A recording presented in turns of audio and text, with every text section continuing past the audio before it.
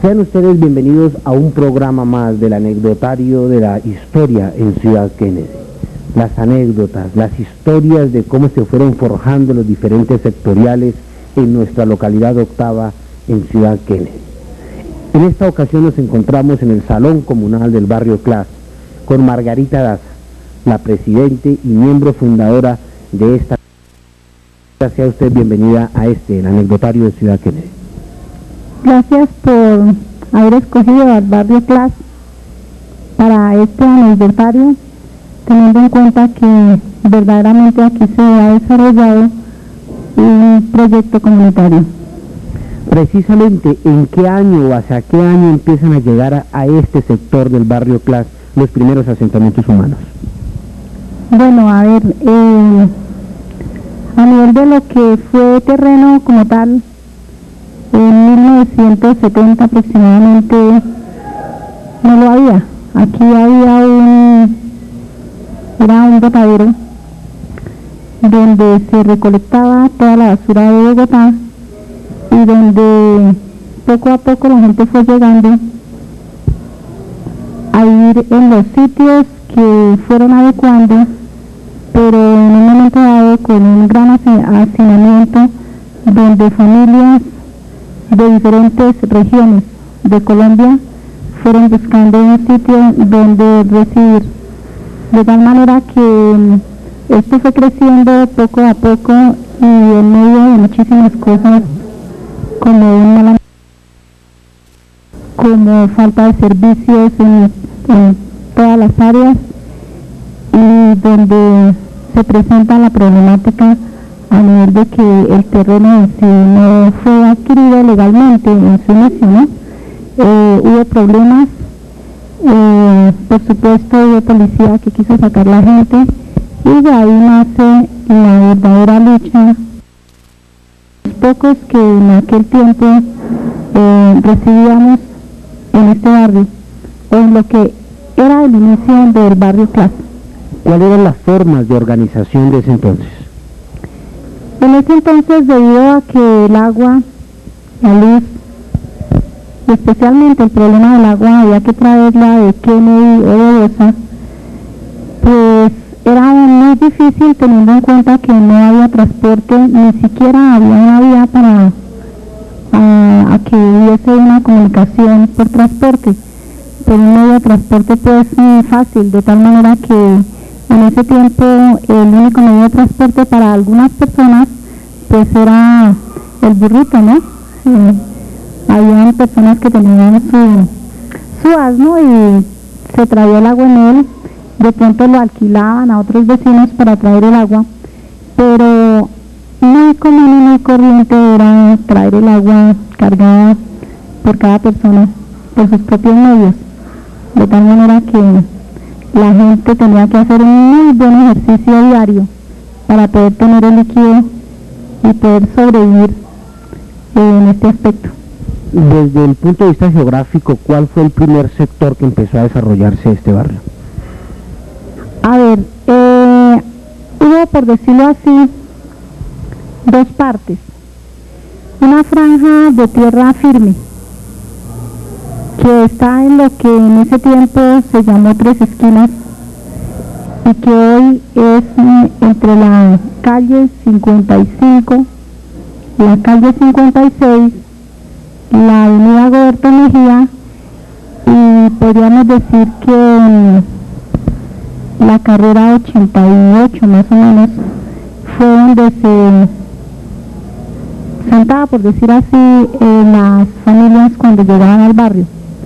Pero hubo otro también muy particular, muy específico, que era el sitio de la orilla del río hacia la parte de lo que es hoy la carrera 89C, la transversal 89, donde algunas familias vivían de la crianza de cerdos y otros animales domésticos, de tal manera que la distribución en el barrio estuvo en algunas partes, y en el centro del barrio pues se seguía rellenando con todo lo que los demás bogotanos enviaban en ese tiempo, era el colector de la basura. de tal manera que en esta forma fue que se fue gestando el proceso a nivel sectorial del barrio. Hablemos un poco acerca de cómo era el sistema de la cocina, del mercadeo, cómo se traía la comida para cocinar aquí. A ver, pues estamos hablando más o menos del 70. La plaza de Cora Bastos fue inaugurada en el 72, creo, con temor a equivocarme, en julio 20 del 72. Y este fue un abasto directamente para el barrio, puesto que se le facilitaba a la comunidad dirigirse allí a traer sus diferentes productos para su propio sustento, pero también se inició la forma de mercadeo a nivel del barrio, de comercio en el barrio, en las casas, si así se les podía llamar en ese tiempo, hechas a base de madera y de material de desecho, por decirlo en esa forma, se inició un comercio y el principal proveedor era Cora Bastos, que lo sigue siendo hoy. Los niños dónde estudiaban, cómo era la actividad de los niños. Bueno, ese fue un punto muy álgido. Inicialmente, cuando se empieza a hacer la llegada del asentamiento de las familias aquí, pues no tenían escuela, no había centros educativos absolutamente. Alrededor tampoco, de tal manera que se tenían que dirigir a la escuela en ese tiempo los periodistas en Kennedy, y la mayoría de los niños estudiaban en Kennedy o en otros sitios bastante lejos del mismo Kennedy por la escasez de cupos. Una descripción del paisaje, cómo era este territorio en cuanto al paisaje y el medio circundante. A ver, de pronto lo valioso de esta comunidad y de quienes en un momento dado han hecho parte de la misma es que fue un esfuerzo tremendísimo. A nivel del paisaje, hoy podría aterrar el paisaje que en ese tiempo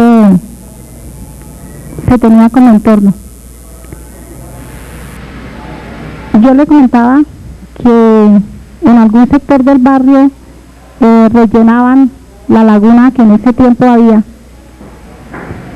teniendo en cuenta que nos circunda por una parte del río Tenjolito, de tal manera que sin pavimento, sin vías, porque no había vías, pues el paisaje no era agradable, absolutamente para nada. Había muchos animales domésticos, había bastante basura teniendo en cuenta que era su sitio de llegada. Alrededor del barrio habían algunos paisajes muy bonitos. Casablanca, por ejemplo, era un gran cultivo de cebada y trigo. Igualmente lo que es el Manuel Mejía, lo que es Alfonso López, por ese tiempo eran unos extensos cultivos de trigo y cebada. De tal manera que estaba ahí el paralelo entre el desarrollo del cultivo que producía un aire fresco, sano, y estaba al mismo tiempo aquí en el barrio la forma de vida en cuanto a lo que producía la basura. De tal manera que para llegar adelante estas familias, pues se tuvieron que someter a muchísimas cosas y generar un verdadero proceso para llegar a donde estaba hoy el barrio.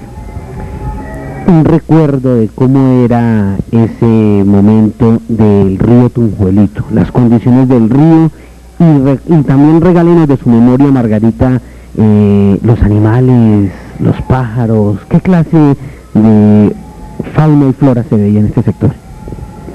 Bueno, ese sí que es un recuerdo muy agradable, porque teníamos a nivel de saneamiento, a nivel de un ambiente agradable, de una vista panorámica del río Tongelito como tal, muchísimo más hermosa de lo que se tiene hoy, porque sus aguas eran, claro, mucho más limpias.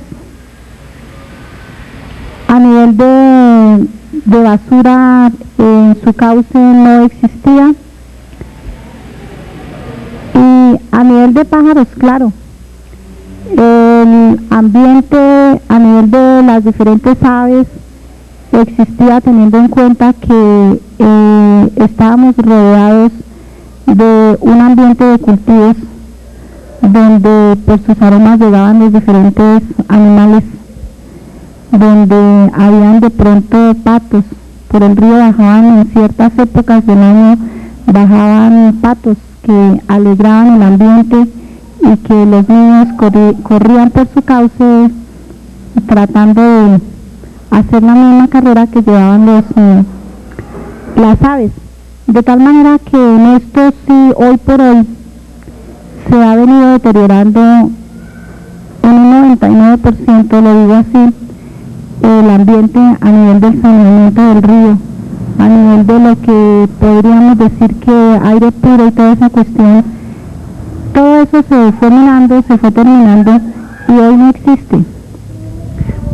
Vestigios de vía precolombina, indígena, ¿tiene algún recuerdo en ese sector? Bueno, yo no sé si a eso que yo recuerdo se le pueda llamar vida precolombina, pero lo que sí es que era algo primitivo. Yo recuerdo que en los trigales de los que le hablaba antes, su cerca era en muros de tierra, unos muros muy especiales que llamaban la atención, que en un momento dado hacían sentir algo muy especial en cuanto a ese ambiente diferente a otros sitios de la ciudad, porque por ejemplo yo venía de un sitio de la ciudad urbanizado donde jamás había visto esto, y claro, habían estas paredes que llamaban la atención y eran muy comunes en todo este sitio de lo que era Ciudad Kennedy en ese tiempo, que ya estaba prácticamente en su finalización de urbanismo a nivel del programa de John F. Kennedy, de tal manera que esto era muy llamativo, y para los niños, para los jóvenes de ese tiempo, pues era un sitio predilecto para realizar los juegos, la recreación, y de pronto era el único sitio que se tenía para poder divertirse a nivel de los jóvenes y los niños. Yo tengo memoria de una anécdota que alguien contaba sobre la historia del barrio Clas, donde nos comentaba que este era el único sector del país en aquel entonces donde la fuente del combustible para la cocción de los alimentos procedía de la misma tierra. ¿Eso es cierto? Bueno, yo pienso que tanto como de la misma tierra como tal, no. Yo pienso que fue un proceso generado por la descomposición de las diferentes basuras que llegaban al sitio. Y efectivamente yo recuerdo que en alguna ocasión, cuando la famosa gasolina blanca o benzina, creo que se llama, se escaseó en Bogotá, y era en medio de cocción de los alimentos de las familias pobres y en general de muchas familias a nivel de estos sectores, de tal manera que por accidentes se conocía ya que en el barrio había gas.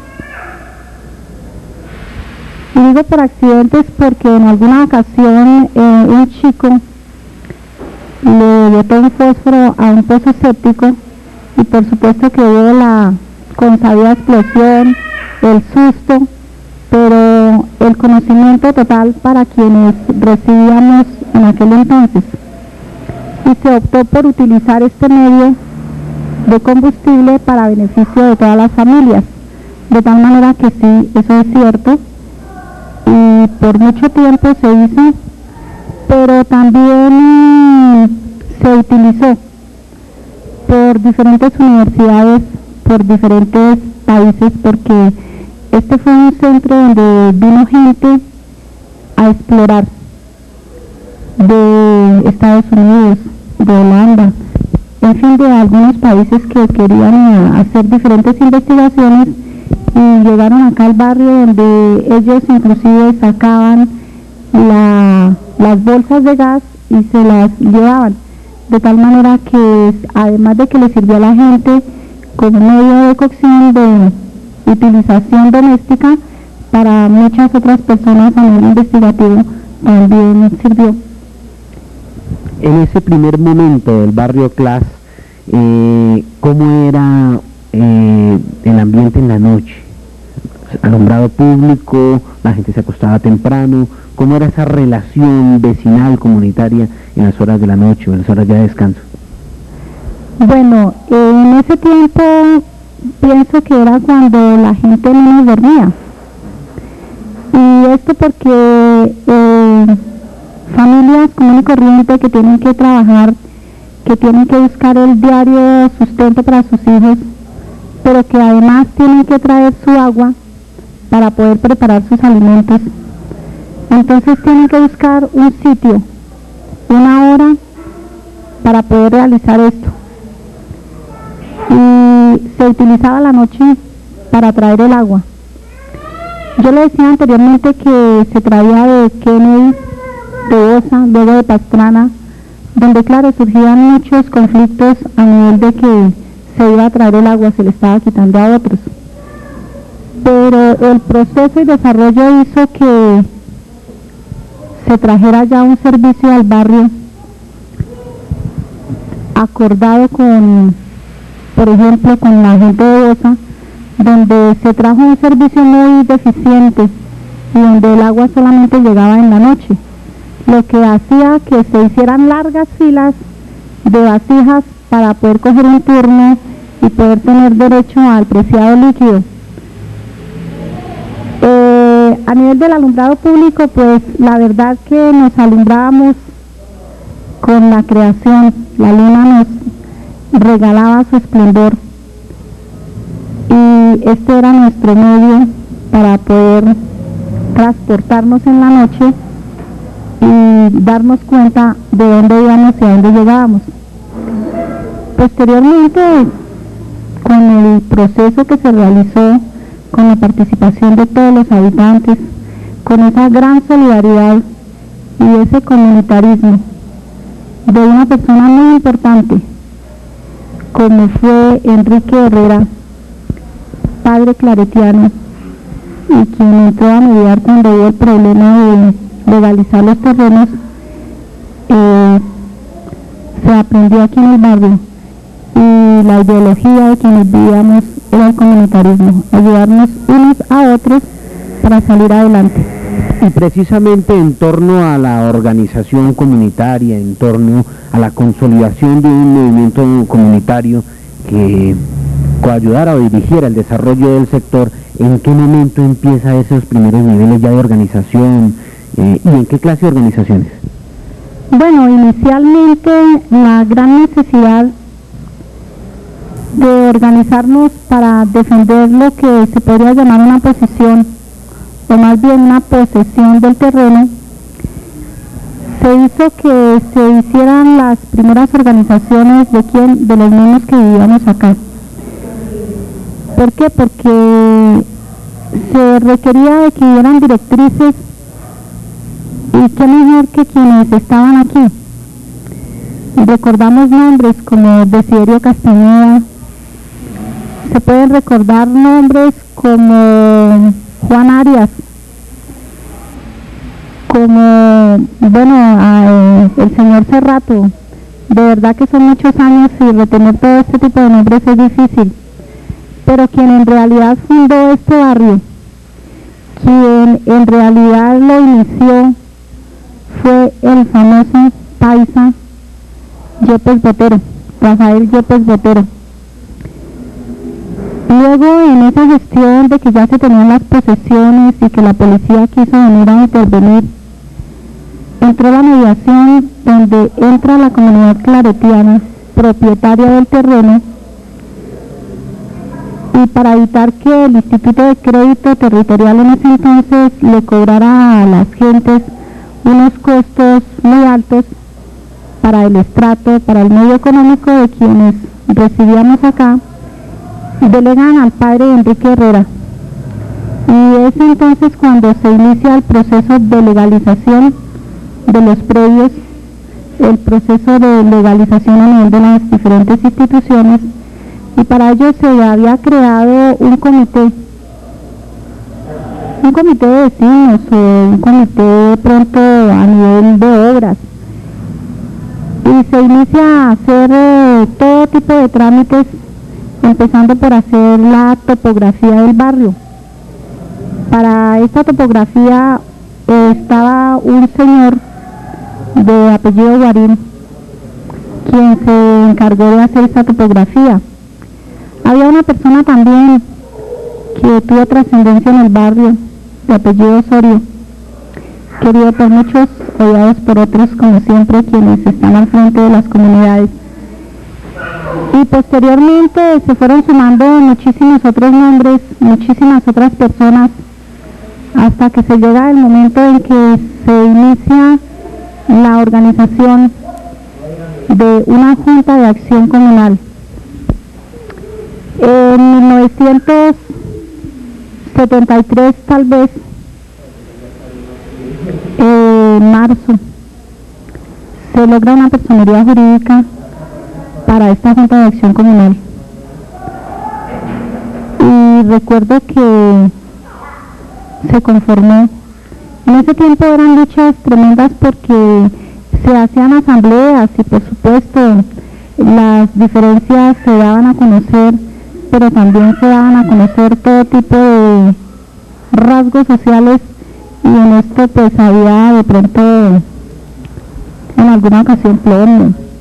Las peleas se hacían entre los diferentes grupos y cada quien iba pues dispuesto a lo que tocara, de tal manera que fueron procesos bastante grandes en los que con diferentes tipos de lucha hubo que ir haciendo comunitarismo y entender la palabra en toda su profundidad para llegar a lo que son hoy los diferentes grupos, pero que a medida que se solucionan los problemas también se pierde la integración, también se pierde la solidaridad, porque no es lo mismo el medio ambiente que se vive hoy comparándolo con la solidaridad al que se vivió en ese tiempo. Las grandes necesidades unen, las grandes necesidades integran, y a medida que los problemas se solucionan, pues cada quien se centra en su casa, y esto hace que hoy por hoy la inseguridad y otro tipo de cosas surjan, no solo en el plano. Ese es un problema a nivel de Bogotá y del país entero, pero en ese tiempo sí había esa gran seguridad, donde pues las personas se iban a trabajar y no necesitaban de ponerle un candado a la puerta de su rancho. Cuando regresaban encontraban todo tal como lo habían dejado en la mañana, lo que hoy por hoy no se puede hacer ni siquiera en un drama de teatro. Expresiones artísticas, hablando del teatro precisamente, donde encontramos como las primeras expresiones del arte, de la música, de las manifestaciones del baile en la comunidad. Bueno, por ese tiempo recuerdo que se organizó un grupo de mujeres en un sector de la parroquia, porque con la llegada del padre Enrique Herrera al barrio se colocó una piedra como base pues de lo que iba a ser nuestra parroquia, y allí se hacían las misas los domingos. Todos los domingos él venía de La Mama, un sitio que se llama así, cerca de La Caro, y desde allá venía él a oficiar la misa Alrededor de esto se fueron conformando diferentes grupos y se creó un grupo de mujeres alinderado, por decirlo así, por la Acción Católica, donde se empezó a mirar el arte a nivel de diferentes acciones. Las mujeres nos reunimos allí para aprender algo de costura, aprender algo de tejidos, aprender pintura en tela y en fin muchísimas cosas. Y por supuesto teníamos que llevarnos los chicos para no descuidarlos y dejarlos solos, de tal manera que se empiezan a organizar unos pequeños grupos donde una de las mujeres se encarga de estos chicos mientras las otras están aprendiendo, y eso hace que se empiece a generar el canto, la poesía y en fin algunas cosas, danzas y baile, que algunas personas con la asesoría de gente de la Acción Católica venían a contribuir. Pero alrededor de eso también habían jóvenes que se movían a hacer teatro. Yo recuerdo que aquí se creó un grupo que se llamaba El Sol Naciente, pero que cuando son grupos que se ponen pilas, pero que en un momento dado son inconformes y protestan, se les tilda de subversivos, se les persigue y se terminó el grupo por esto, porque cuando hay persecución es difícil lograr hacer trabajo, es difícil que se compacte y que salga adelante. En este grupo se daba danza, se daba teatro, música, habían diferentes modalidades de niños, de jóvenes, inclusive que los adultos en muchas ocasiones participaban, y se hacían eventos culturales hacia la comunidad donde se exponía el producto del trabajo de esta gente. A nivel de arte, claro, aquí tenemos un grupo muy conocido que es la familia Lozano. Don Álvaro Lozano y su esposa, su hijo, conforman un grupo que en algunas épocas del año deleitan a la comunidad con su música, y lo más hermoso de esto es que es música colombiana, música nuestra, que hoy por hoy no se tiene en cuenta y se va dejando en el olvido. Ellos aquí en el barrio hacen este tipo de trabajo, además que hace parte de su forma de vivir económicamente. Y claro, hay otras personas, aquí hay otras personas como Luis Bravo, que es un artista también.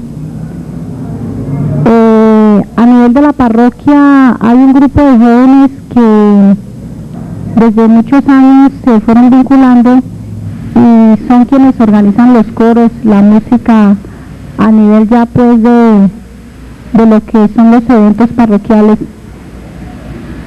Y en la escuela, hoy colegio distrital, también se realiza este tipo de actividades.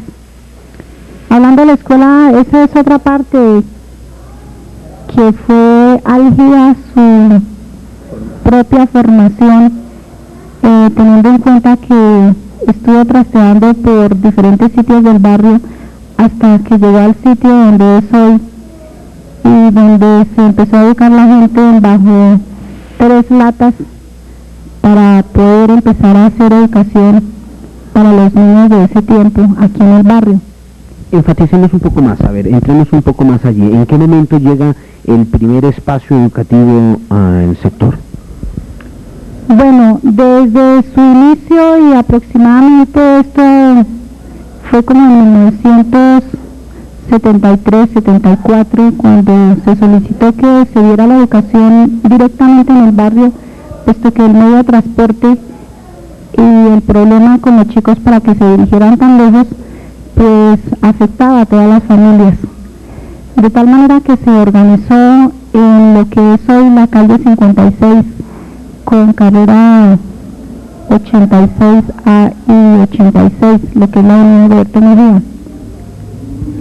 Allí recuerdo yo que funcionó un centro donde con el mismo material reciclable, esterillas, latas, cartones, tejas de zinc, y una construcción hecha por los mismos habitantes del barrio. Se iniciaron las primeras aulas con el apoyo distrital, donde mandaron los maestros para que hicieran este trabajo.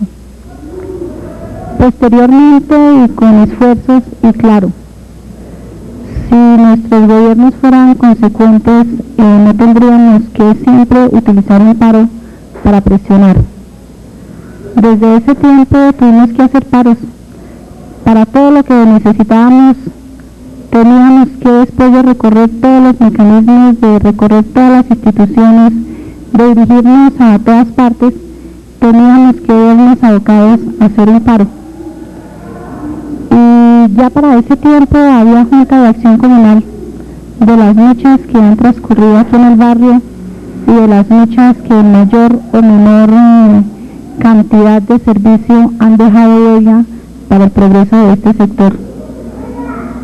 Ya con el tiempo se empezó la construcción de las aulas que existen hoy y se fue mejorando las condiciones ambientales, las condiciones del entorno en donde los muchachos tenían que educarse para llegar hoy a lo que tenemos, pero que aún está faltando cupos para el bachillerato, teniendo en cuenta que se está haciendo trabajo en las mismas aulas, la misma cantidad de aulas para muchísimos más muchachos, para muchos más cursos, y esto hace que aún se sienta la deficiencia educativa, no solamente en el barrio, sino en lo que es el sector 2 de Ciudad Kennedy, donde se carece de un colegio para bachillerato en una forma adecuada.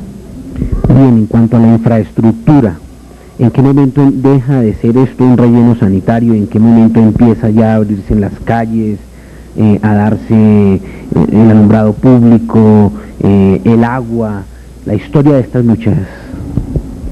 Bueno, a ver, de pronto eso lo recuerdo muy bien, porque hice parte de esa Junta de Acción Comunal en 1973.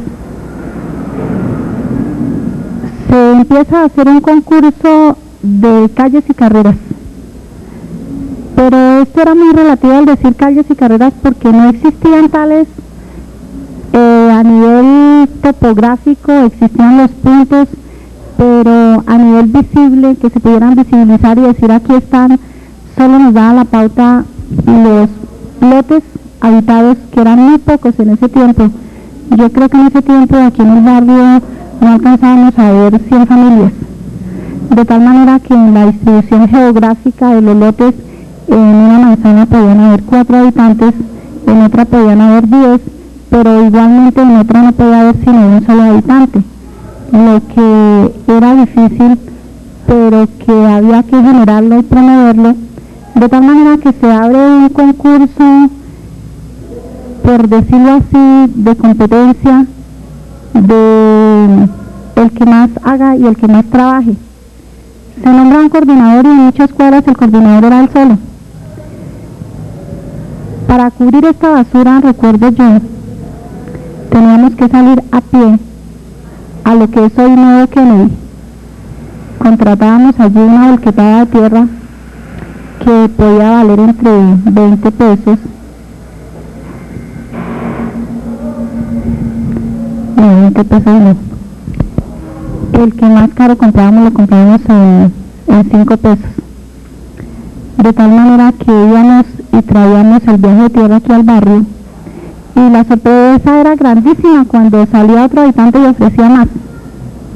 De tal manera que el que venía con su viaje de tierra tenía que bajarse de la volqueta y cedérsela al que dio más. Pero esto hace que igualmente se estuviera pendiente de la cuestión, y muchas veces, aunque ofrecieran más, dependía de quienes vinieran ahí, hacían respetar su... Es decir, uno lo analiza hoy, eso era un preciado tesoro traer una volqueta de tierra para tapar esta basura. De tal manera que en esta forma se hace el proceso de ir cubriendo y visualizando las diferentes calles y carreras. A nivel del agua, se tenían pilas, como lo decía antes, se fueron mejorando.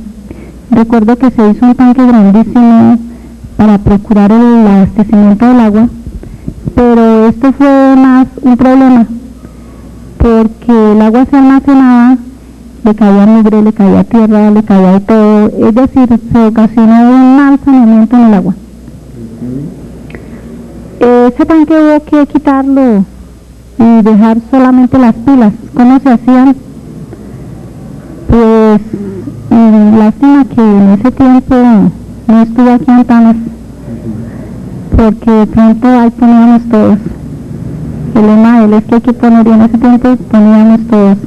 Y cuando una comunidad empieza en esta forma, siempre empieza poniendo, siempre empieza arriesgando, y siempre la que saca adelante el proceso de desarrollo de un barrio. Reuníamos el dinero para comprar la manguera, para comprar los ladrillos, para comprar las llaves, y organizábamos la pila en diferentes sectores. Y allí íbamos a recoger el agua.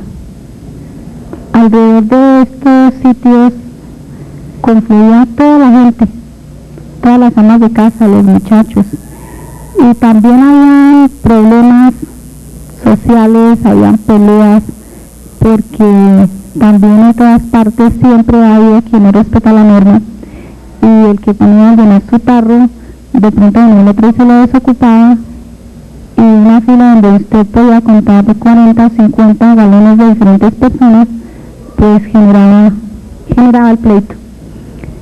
Quienes en ese tiempo eran muy decentes, algunas amas de casa. Recuerdo yo, por ejemplo, en mi cuadra, doña Ofelia Puente de Cruz, siempre se quedaba sin agua, siempre se la quitaban, y ella, por su enorme valor de decencia, o de pronto por su pasividad frente a los demás, era difícil que ella lograra coger el agua en el día. Y cuando hablo en el día fue mucho tiempo después de que se mejoró el servicio.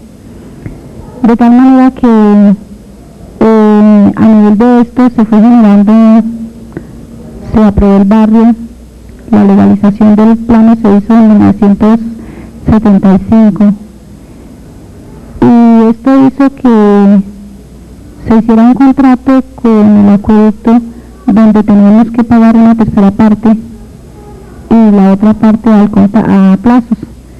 Eso se hizo a nivel de la Junta de Acción Comunal, donde se recogió la plata, se llevaba al banco, se negociaba con el acueducto, y la comunidad contribuía muchísimo en las obras.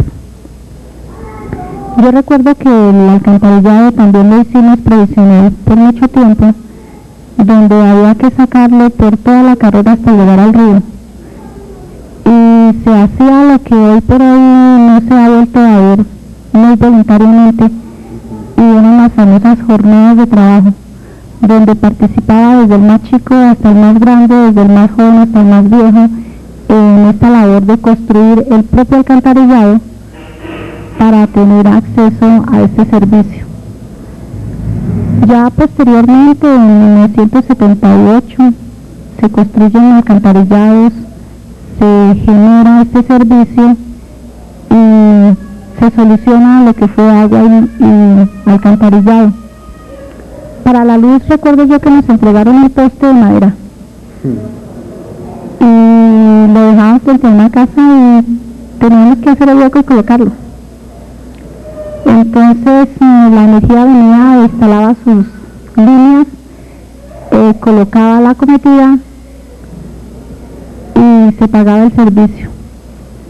Estos postes estuvieron hasta hace 2 años, cuando a nivel de trabajo de Junta de Acción Comunal, que como presidenta he hecho con mis compañeros, se logró que estos postes ya viejos, deteriorados, pues se cambiaran por unos de cemento, ¿no? Lo que hace que el desarrollo del barrio, pues en un momento dado se ha visto y se puede visualizar el día de hoy. Bueno, hagamos un alto en la parte de la infraestructura física y de desarrollo urbanístico del sector del barrio Clase, y entremos nuevamente a la historia social, las tendencias políticas, el ambiente político desde los principios del barrio Clase. Bueno, hablar de política en ese tiempo, pues la verdad es que cuando hay un sector social deprimido y nuestros políticos siempre han tenido su mismo pensamiento, pues llegan a pescar en río revuelto. Y por supuesto que en ese tiempo la tendencia política se dividía en los partidos tradicionales, con una que otra influencia del sector comunista, si así se le puede llamar, o para no decirlo así, de los sectores que en un momento dado están haciendo una oposición.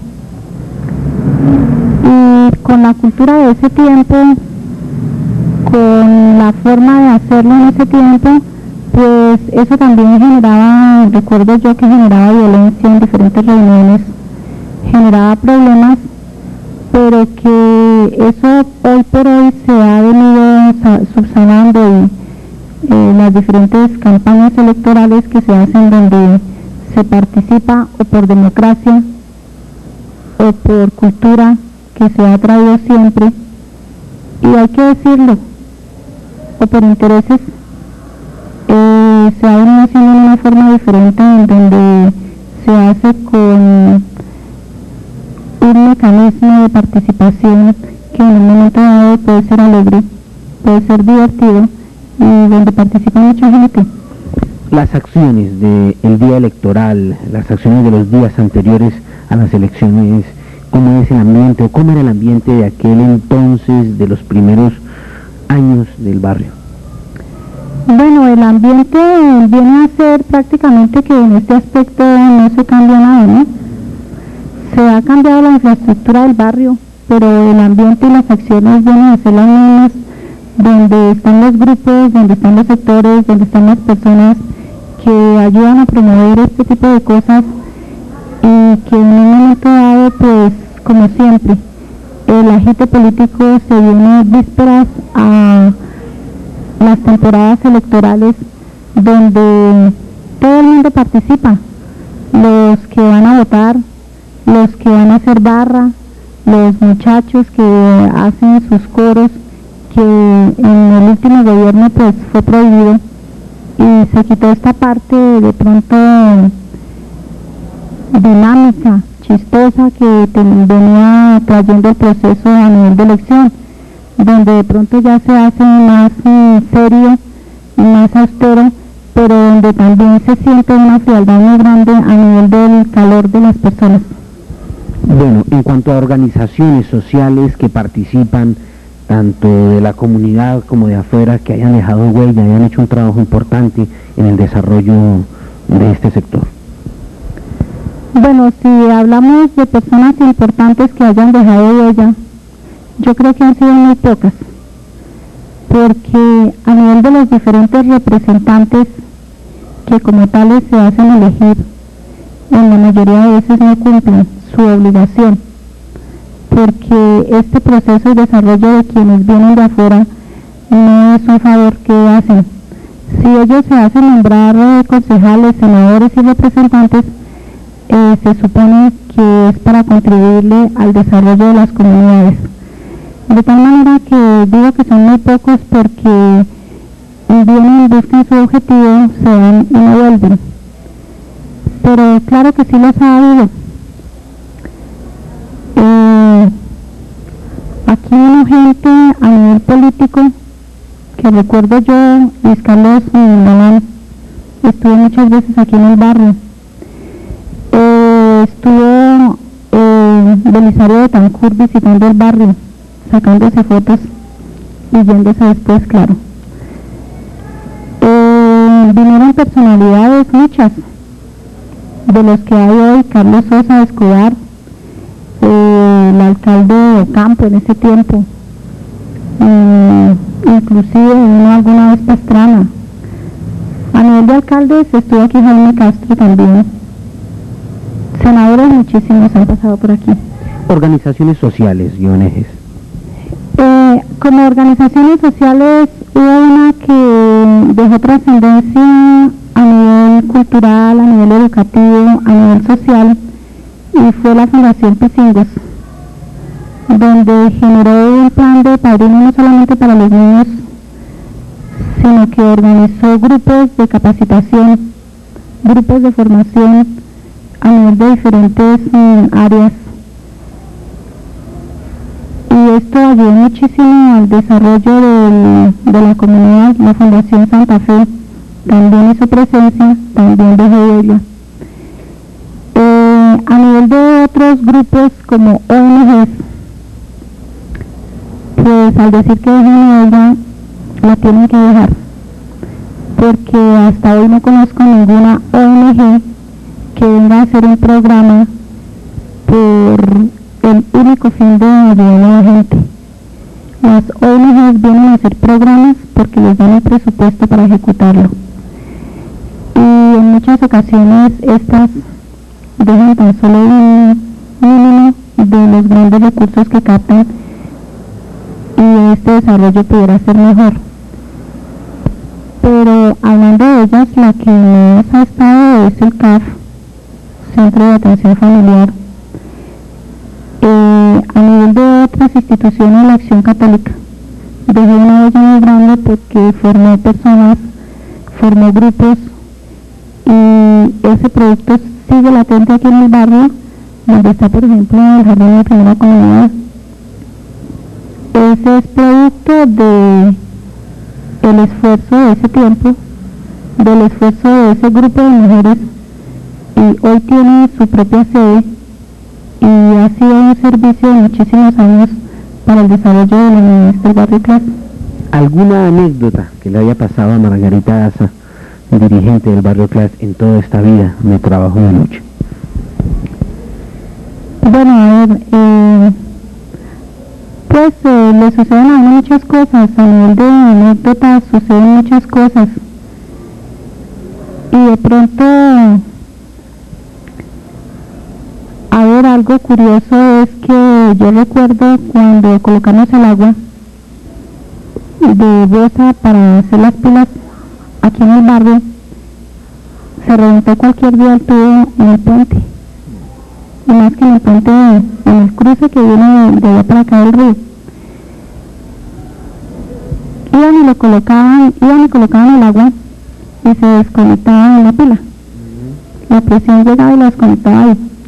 Entonces venían y lo conectaban aquí y se desconectaba en el cruce del puente del río.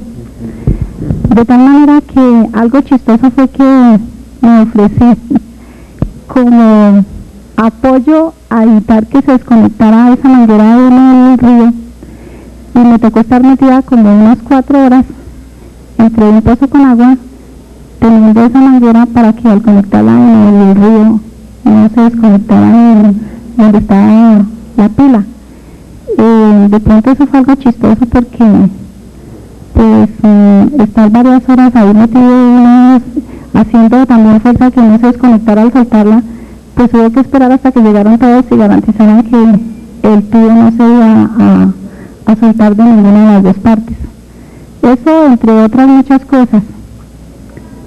Pero pues el trabajo va dando para que esas anécdotas y esas cosas que suceden se hagan parte del diario vivir. Margarita Daza, una dirigente, una mujer que en su memoria guarda la historia, la formación, la construcción de este sector en el barrio Clas. Margarita, para despedirnos, ¿cuál es el mensaje que usted hoy le quiere dar a las generaciones venideras, a los jóvenes, a los niños que hoy se forman, tanto en este sector como en la ciudad? Bueno, mensajes que lleguen al alma, como podríamos decir, es que las comunidades y el desarrollo de las mismas se hace siempre y cuando todos estemos unidos, se hace siempre y cuando todos aportemos para el fin, y por supuesto que se hace siempre y cuando la gente se forme, se capacite y salga adelante en su medio socioeconómico, intelectual y psicológico. Bien, hasta aquí ha llegado pues esta entrega del anecdotario en el sector del barrio Clas. ¿Alguna cosa, Margarita, que se quede guardada en su memoria y que crea que es importante contarla en este momento?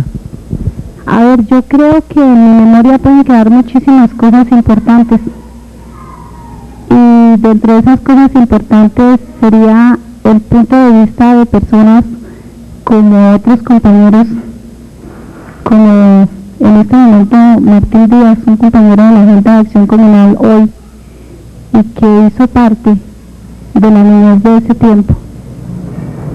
Bien, pues entonces, para cerrar esta versión del anecdotario del sector 2 en el barrio Clas, vamos a dialogar con Martín, vicepresidente actual, un joven que ha participado en este proceso de desarrollo del sector del barrio Clas. Martín es el vicepresidente de la Junta de Acción Comunal del barrio Clas actualmente, 1997. ¿Hace cuánto está usted en el barrio, Martín? Yo realmente llevo 25 años aquí en el barrio. Llegué cuando tenía 6 años. ¿Qué recuerdos tiene de este sector?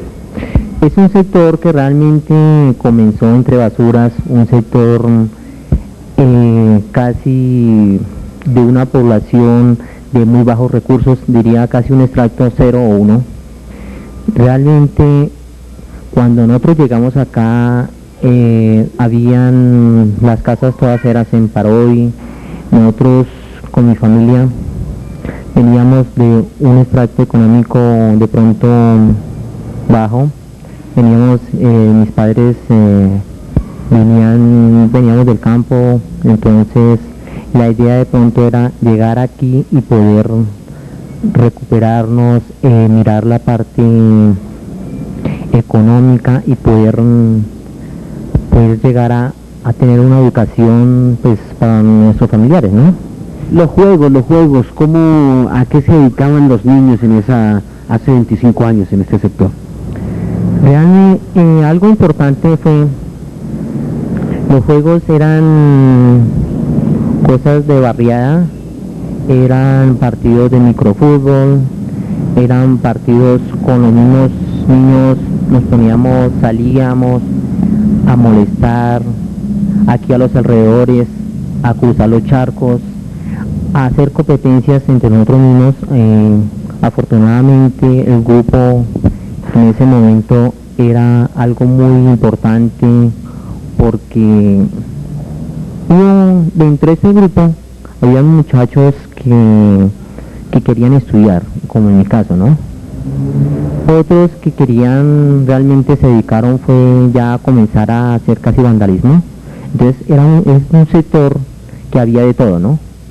El grupo de los que se dedicaron a estudiar, como repito en mi caso, como otros que se compartía, pero que solamente se dedicaban de pronto al vandalismo, a recochar, a molestar, donde uno ve compañeros que comenzaron con uno y que no estudiaron, o niñas que comenzaron con uno y no estudiaron, sino ya se dedicaron de pronto a la prostitución. Entonces es un sector que realmente salió de todo, pero un sector que también se unió, que se hicieron muchos comités deportivos, sobre todo, que se hicieron cosas importantes, que se fue logrando poco a poco entre el barro, sin luz, sin agua, entre el Paroy. Muchas veces se nos inundó el barrio en ese tiempo, que nos tocaba durar 4, 5, 8 días o 15 días casi navegando, porque nuestra primera casa que nosotros tuvimos aquí fue en tabla. Fue algo que estoy orgulloso de haber dicho que comenzamos, que hoy en día se tenga una situación económica algo no tan alta, pero sí media baja de pronto. Se estudió la primaria, el bachillerato, la universidad, y se ha logrado eso con muchos esfuerzos, trabajando desde los 8 o 6 años, siempre mis padres trabajando, y en mi caso también con toda mi familia. Pero ya yo recuerdo el barrio como un barrio realmente que se comenzó desde la nada, de unas casas de paró, de unas casas de tabla, de 3 o 4 casas, de que todavía cuando nosotros llegamos en la parte de abajo seguían botando basura, venían los chulos y venían los recogedores de basura. Entonces la gente subsistía en este sector de recoger el hueso, el cartón, las botellas. Fue algo, de pronto un recuerdo de pronto muy bonito en parte, porque uno dice, comenzamos de la nada. Si vamos a ver, ya se han logrado muchas cosas.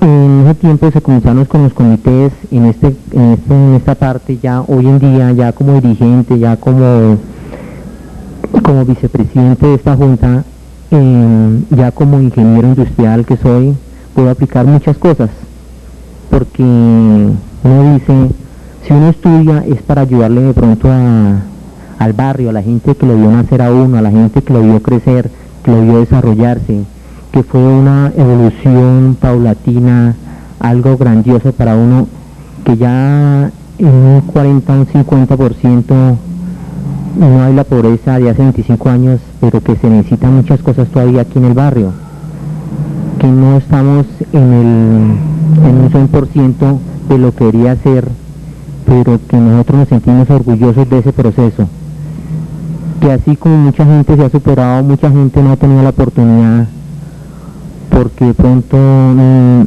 se ha dado, o de pronto no han tenido la capacitación suficiente, o no han tenido la suficiente ayuda de pronto del mismo gobierno y de pronto de algunas entidades, ¿no? Uno en ese proceso, en 25 años, uno vio compañeros que nacieron, casi crecieron con uno, jugó con ellos en equipos de fútbol, en paseos, de pronto con la iglesia, en bazares. Esos son recuerdos muy bonitos, pero desafortunadamente uno los ve de pronto ya como drogaditos, niñas en la prostitución. Entonces hay de todo. Lo que yo decía en este momento es que grandioso que se pudieran hacer grupos para poder ayudar y que no se... Porque en este momento todavía surgen esos problemas, ¿no? Entonces uno recuerda ese proceso, todas esas cosas, hay veces le da nostalgia y hay veces le da alegría. ¿Por qué? Porque podemos salir mucha gente de pronto de eso. Entonces son cosas maravillosas en parte, pero son cosas también que uno dice, también siente nostalgia por algunas personas. Yo recuerdo un muchacho, o más de uno, que estudió conmigo, que estuvimos en la primaria, en la primera escuela, al comienzo del barrio. En ese tiempo, un muchacho muy juicioso, de pronto muy dedicado a su estudio, pero no, lo tuvieron que sacar porque los padres realmente ellos recogían cartón, papel, toda esta parte. De pronto se dedicó a eso y se dejó influenciar de pronto por muchos muchachos. Más adelante lo vi ya fumando, una vez yo le decía, pero ¿qué pasó? Mira que estoy, colabore, mira, ahora hágalo. No, ya no, eso no es para mí. ¿Por qué? Porque ya está influenciado dentro de ese medio. Se le trató de colaborar, de ayudar, pero llegó un momento en que él casi murió de una sobredosis. Y eso es triste para uno, ver personas que crecieron con uno, que los vio como tanto, inclusive hasta compartió con uno, pero después pues desafortunadamente se da ese proceso, ¿no? De mucho, pero también hay gente que ha sobresalido y que están en empresas importantes, que tienen su universidad, que tienen posgrados. Entonces también uno se da cuenta y se encuentra gente que se ha superado y que uno dice grandioso. ¿Por qué? Porque todos debemos superarnos, todos debemos llegar. Y hay veces esas cosas son las que no lo tienen en cuenta uno, ¿no? Entonces, cosas como esas, verdad que uno recuerda. ¿Cuáles fueron las instituciones o las organizaciones, tanto comunitarias o de afuera de la comunidad, que más influyeron en la juventud en aquel momento? Bueno, en ese momento la acción comunal, ya como institución, de pronto yo integré algunos comités deportivos, pero de lo que más me acuerdo, algunos comités de ecología o así como de deportes, todo lo más, ayudar a colocar algunos arbolitos, cosas que de todas maneras no se pudo prosperar porque de todas maneras no había el cuidado, o entre basuras de todas maneras no se pudo, ¿no? Instituciones así, de parte de la parte de acción comunal, que se trató de hacer, muchas instituciones de pronto trataban de venir, pero venían, daban un vistazo y nunca En este momento no me acuerdo específicamente. La iglesia. Y bueno, la iglesia fue muy importante, sobre todo porque esta fue casi una comunidad religiosa. Me acuerdo del padre Enrique Herrera, que fue casi, nosotros lo llamábamos nuestro papá, nuestro protector, porque casi fue regalado algo que yo me acuerdo que los lotes que nos vendieron a 3.000 pesos en ese tiempo, fue un regalo, que 3.000 pesos valían. Nosotros, nuestro padre Enrique Herrera, hacíamos reuniones con él nos reunía, yo me acuerdo muy pequeño en ese tiempo, unos 6 años, venía con mis padres, nos tocaba pasar por 2, 3, 4 potreros, porque toda esta parte de Casablanca y Kennedy no llegaba buses hasta acá, todo esto era potreros, entonces nos tocaba, hacíamos las reuniones se daba la bendición. La iglesia fue muy importante, sobre todo este padre, que fue una comunidad religiosa que nos vendió, en este caso a mis padres en ese tiempo, ayudó mucho, yo pienso que en ese tiempo, y la iglesia en ese tiempo fue muy importante y se ha seguido haciendo muy importante, ¿no? Como comunidad religiosa para nosotros y para toda la gente, ¿no? ¿Cuál es el mensaje de un joven que se ha formado en este sector, que hoy es el vicepresidente, un dirigente de la comunidad, a los jóvenes que hoy se están formando en el barrio Glass? A todos los jóvenes, para mí es muy importante que piensen que hay que colaborar con la comunidad, que hay que colaborar con sus vecinos, que hay que concientizarnos de hacer algo por eso, pero que no dejen al lado la parte educativa, que no dejen al lado, que no sean indiferentes, que uno tiene que luchar por sí mismo y por su barrio o por su comunidad, porque es algo que uno debe llevar en sí dentro del alma y dentro del corazón, porque si ha convivido o está conviviendo 10, 15, 20 o 30 años, hay que luchar, que no hay que ser indiferente, que no hay de que decir que eso no es mío. Todas estas calles, todo este sector es de uno. Entonces hay que progresar, hay que estudiar, hay que prepararse y hay que colaborar.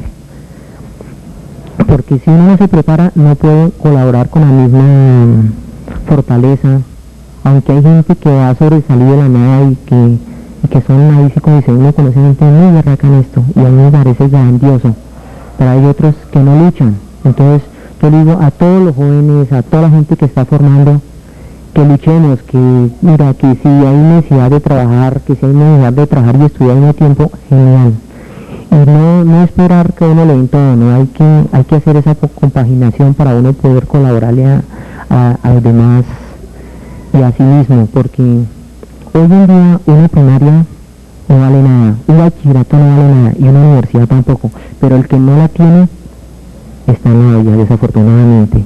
Entonces yo digo a toda esta juventud, a todos estos muchachos que se están formando hoy en día, que lo hagan, traten de estudiar, que nos sacrifiquemos un poquito para después tener frutos, que colaboremos, que no seamos indiferentes en ese sentido, que si uno ve alguien que está botando basura, que si uno ve alguien que está dañando un árbol, que alguien que está dañando, no lo apoyemos. Tratemos de concientizarlo, decir, pero ¿por qué lo está haciendo? Mira que es su barrio, mira que son sus cosas. Y progresar, estudiar, prepararse. Hay muchas instituciones que hoy en día están tratando de eso, pero a veces la juventud no lo quiere hacer. Hay que hacer deporte, es algo muy importante. La salud y la buena vida es algo también, el deporte, trotar, juegos sanos, la parte de drogadismo, del licor, son cosas que no dejan nada, son cosas que realmente, lo digo porque en este proceso, en 25 años, sobre todo en este sector, se ha visto mucho eso. Entonces cuando uno se da cuenta que son personas que hoy en día son indigentes, que son drogadictos, muchachos que eran muy inteligentes y que fueron en su tiempo juiciosos, ya después les tocaba irse de la casa, dejaron en la calle a los padres. ¿Por qué? Porque en ese momento ellos mismos no tenían para la droga, comenzaban a robarle las cosas. Entonces el televisor a la mamá, o el radio, o hasta las mismas tejas. He conocido varios casos aquí en el barrio, uno particular, un muchacho que estudiaba y todo, pero comenzó a dejarse llevar por un grupo de compañeros de vandalismo, como dice ahorita. Entonces, cuando uno dice, ese muchacho aparentemente bueno, comenzó a robarle la misma tejita a la señora, o al señor, ¿qué hacían ellos? Pues el muchacho duraba 8 o 10 días, y cuando lo encontraban era ya casi moribundo, le daban de todo, le pedían a los vecinos, pero llegó un momento que desafortunadamente también nos dejó en la calle. Entonces, no solamente por él, sino por su familia, porque son la mamá o el papá que luchan por ellos, que se han desvelado, que tienen que trabajar jornadas de 12, 16, 18 horas. Entonces, no les dé pereza estudiar y no les dé pereza prepararse. Hagan las dos cosas, porque hoy en día uno no está para realmente, tampoco les aconsejo que solamente se dediquen a trabajar como jóvenes y como niños. No, que si hay que hacerlo, listo, pero que no se dejen explotar, tampoco. Que piensen en su familia y que si hay que hacerlo, es algo que desafortunadamente en nuestro pueblo colombiano nos toca hacer eso para poder progresar, el estudio y el trabajo. Así como Margarita y como Martín, cientos de personas se han formado en esta historia, en la historia del Sectorial 2 en el barrio Clas, en este barrio que se ha formado, como ustedes lo han escuchado, con el esfuerzo, con la pujanza, con la tenacidad y la solidaridad de familias, de hombres, de gentes que quieren abrir futuro, que quieren tener un verdadero futuro. Hasta que ha llegado este mensaje y este programa del anecdotario en el barrio Clas. Muchas gracias.